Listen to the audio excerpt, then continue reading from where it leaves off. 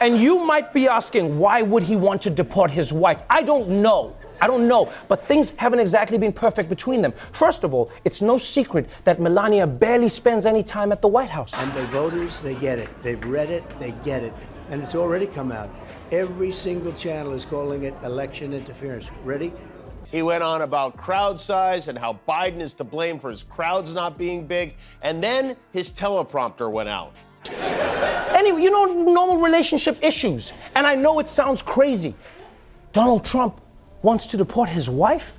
Breaking news, Trump's book is getting outsold by, wait for it, his own wife. Yep, you heard that right. Melania's memoir is crushing it on Amazon while Donald's is barely hanging on. Before we move on, I'd like to ask you a small favor. If you appreciate this content, please take a second to like this video and subscribe to the channel. Over 98% of you watch the videos without subscribing. It costs you nothing, but it makes a huge difference to us. So, did you click the subscribe button? Great, thank you so much. Now, back to the video, but that's just the tip of the iceberg.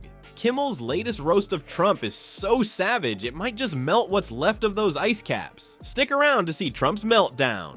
Hey folks, remember when we used to see Melania Trump more often than Donald's bad comb over? In the wake of Trump's recent immigration crackdown, I've started to notice something that's got me really concerned. Close. All caps in America hit Truth Social hard last night. Trump is highly upset about the 165 pages of incriminating evidence the judge released yesterday. It may have even created some tension between them when Trump allegedly banged a star and paid her to be quiet, and then the whole country found out about it. For 60 days prior to an election, the Department of Injustice is supposed to do absolutely nothing that would taint or interfere with said election.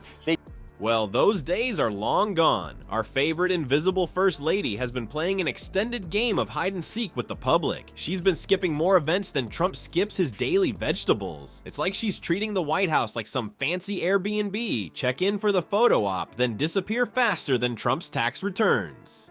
Jimmy Kimmel, our late-night comedy hero, has been having a field day with Melania's vanishing act. He's got more theories about her whereabouts than Trump has excuses for losing the election. Kimmel joked, maybe she's off somewhere writing a tell-all book called Art of the Squeal. He went on about crowd size and how Biden is to blame for his crowds not being big, and then his teleprompter went out. But if you look at all of Trump's immigration policies, right? A lot of people think that he just hates immigrants, but when you put them all together, you start to notice a pattern. They rigged the election. I didn't rig the election. They rigged the election. What they do is they rig the election and then they go around getting people and persecuting people and prosecuting people that did nothing wrong. The teleprompter just went out. Oh snap, Jimmy. That's gotta sting more than one of Trump's spray tans gone wrong. But wait, there's more. Kimmel's not done roasting the Trumps. He's digging deeper into this mystery than Trump digs into a bucket of KFC. Is Melania busy redecorating Mar-a-Lago's bunker? Kimmel quipped. Or maybe she's just trying to social distance herself from Donald's latest Twitter meltdown. Trevor Noah, not one to be left out of a good Trump roast, chimed in with his own theories. He wondered if Melania was off somewhere practicing her "I really don't care, do you?" jacket poses. Or perhaps she's busy planning her next plagiarized speech. Remember that gem? It's like she took a page out of Trump's book. Why create original content when you can just copy someone else's? But let's be real, folks. Melania's mastered the invisible wife technique. She's there, but not really there. Like Trump's conscience, or his ability to string together a coherent sentence. It's almost impressive how she's managed to make herself scarcer than Trump's natural hair color. Speaking of invisible things, let's talk about Trump's dignity. Oh wait, we can't see that either. It's like it went on vacation with Melania and forgot to come back. Maybe they're both hiding out in one of those Secret Service golf carts, you know, the ones that cost taxpayers more than most people's yearly salaries? Folks, it looks like our orange friend can't stop watching himself get roasted. Trump's gone from spotlight hogger to punchline faster than you can say cuff-F. But here's the real kicker. His reaction to these comedy jabs might just expose his biggest weakness. Remember when Trump used to be a big shot in Tinseltown? Well, those days are long gone. Now he's on the outside looking in, and boy, is it making him mad. Trevor Noah hit the nail on the head when he said, Trump used to be a big deal in the entertainment world, but now he's on the outside looking in, and it's driving him nuts. I think Donald Trump is trying to deport Melania. Oh, and you might be asking, why would he want to deport his wife? I don't know. But things haven't exactly been perfect between them. First of all, it's no secret that Melania barely spends any time at the White House. He details every step, she detailed every step of the attempt to overthrow the election because it's so close to the election and failed to rig the election. He's a rignoramus is what he is. And who's leading this comedy roast? None other than Jimmy Kimmel, Trump's former buddy turned late-night nemesis. Kimmel's not pulling any punches, folks. He's going after everything from Trump's rocky relationship with Melania to his, huge ego.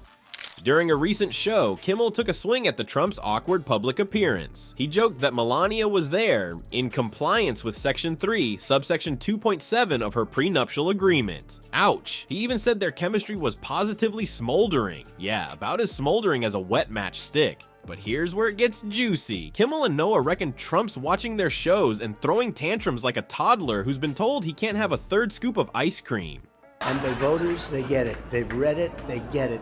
And it's already come out. Every single channel is calling it election interference. Ready? All of his policies seem to be aimed at his wife. Anyway, normal relationship issues. And I know it sounds crazy. Donald Trump wants to deport his wife? Secondly, when he tried to hold her hand in public, she tried to slap it away like a Slovenian Dikembe Mutombo. You remember that?